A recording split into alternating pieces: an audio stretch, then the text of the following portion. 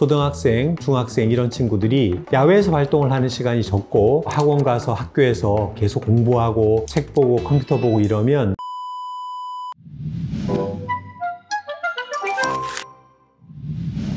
안녕하세요. 네, 안녕하세요. 되게 오랜만에 뵙는데 우리 PD님하고는 좀 오래간만인 것 같네요. 네. 오늘 다름이 아니라 네네. 사람들이 예. 양쪽 눈의 시력이 조금씩 다르잖아요. 그럼요. 똑같은 사람은 거의 없어요. 대부분 조금씩 차이가 나죠. 좀 심하게 나는 경우도 있다고. 네, 맞아요. 네. 역시 이런 경우에는 네. 질환으로 분류를 질환이라고 하기는 힘든데 어쨌든 뭐 저희가 굴절 이상, 근시나 난시, 원시 이렇게 맨눈으로 시력을 떨어뜨리는 그런 상황도 질병이라고 분류를 할 수는 있잖아요. 그 굴절 이상 중에서는 이제 짝눈이라고 저희가 표현하는데 양쪽의 굴절 이상이 구면수차로 2디옵터 이상 날 때 그걸 저희가 부등시라고 얘기하거든요. 부등시가 있으면 기능적으로 조금 더 불편감이 있어요. 그래서 어떻게 보면 정상에서 벗어나 있는 것이고 시각 활동을 하는데 지장을 주기 때문에 질병이라고 얘기를 하는 게 맞을 것 같네요. 그 시력으로 얘기를 하기는 힘듭니다. 예를 들면 마이너스 2디옵터의 근시를 동일하게 갖고 있어도 어떤 사람들은 시력이 0.1이 나오고 어떤 사람들은 0.2가 나오고 그래요. 그래서 우리가 객관적인 지표로 삼는 거는 디옵터로 표현하는 굴절 이상입니다. 쉽게 얘기하면 안경이나 컨택트 렌즈의 도수라고 얘기를 할 수 있는데요. 양쪽 눈의 굴절 이상이 구면 대응치라고 하는데 스페리컬 이퀴벌런트 근시 값의 난시의 반을 합한 값이에요. 그 도수가 양쪽 눈의 차이가 2 이상이 날 때 짝눈이다, 부등시다 이렇게 얘기를 하게 됩니다. 짝눈이 되는 이유는 유전적인 걸로 생각을 해요. 발가락도 부모를 닮는다고 하잖아요. 근시가 생기는 것도 유전적인 요인이 80% 이상이고 후천적인 요인은 한 20% 정도 되는 걸로 지금 이해를 하고 있는데 짝눈도 대부분이 그렇습니다. 난시나 짝눈도 대개는 부모님으로부터 유전되는 경우들이 많은데 예외적으로 후천적으로 한쪽 눈에 심한 외상을 받거나 특정 질환이 있어서 약시가 생기거나 그런 경우에는 짝눈이 더 심해질 수 있다는 보고가 있어요. 그래서 대부분 는 부모님한테 유전된 거다라고 생각하시면 크게 틀리진 않을 겁니다.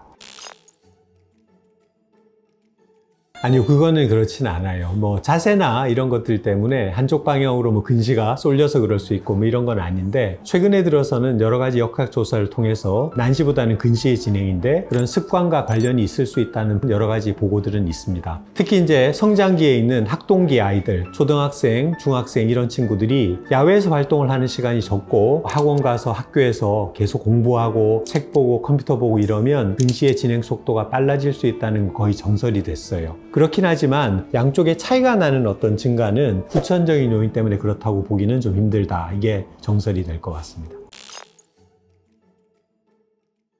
그럼요. 저희가 시력교정 수술에 좋은 적응증 중에 하나, 짝눈이 대표적입니다. 왜냐하면 안경을 통해서 보는 세상이 오른쪽과 왼쪽이 도수가 다르면 물체 크기가 달라지게 돼 있어요. 예를 들면 근시가 있을 때 안경을 쓰고 보면 실제 물체보다는 그 물체가 작아지는 걸 아는 분들이 많지 않아요. 그건 도수가 높을수록 심해지는데요. 그래서 결국 머리에서는 오른쪽 이미지와 왼쪽 이미지가 물체가 하나로 합쳐져야지 입체감 있게 머리가 인식을 하는 거거든요. 하나로 융합, 퓨전이라고 하는데 근데 오른쪽 왼쪽의 물체 크기가 다르니까 퓨전이 잘 안 되는 거예요. 그래서 어릴 때는 그게 이제 그런 게 훈련이 되고 적응을 좀 더 잘할 수 있는 유연성이 머리에 있지만 나이가 들어서 짝눈에 안경을 낀다고 하면 어지러워서 안경을 못 쓰겠다고 하는 분들이 많아요. 그래서 후천적인 짝눈은 굉장히 어렵습니다. 그래서 그때는 방법은 두 가지밖에 없어요. 수술을 해서 양쪽을 짝눈을 사라지게 하는 방법, 아니면 컨택트 렌즈를 끼면 물체 크기가 다르지 않아요. 똑같이 보입니다. 그래서 렌즈를 끼는 방법 두 가지 중에 해야 되고, 그래서 원래 짝눈인데 나는 안경을 쓰고 있다 그러면 그 사람은 우리가 입체시 검사를 하거나 거리감을 우리가 운동을 할 때 측정을 해보면 확실히 두 눈이 짝눈이 아닌 사람보다는 약간 어눌해요. 그래서 수술을 해서 짝눈을 치료를 해드리면 그런 분들은 더 편하게 보실 수가 있어요. 그래서 입체감이나 거리감을 더 증가시키는 좋은 수술이 된다라고 이해하시면 될 것 같습니다.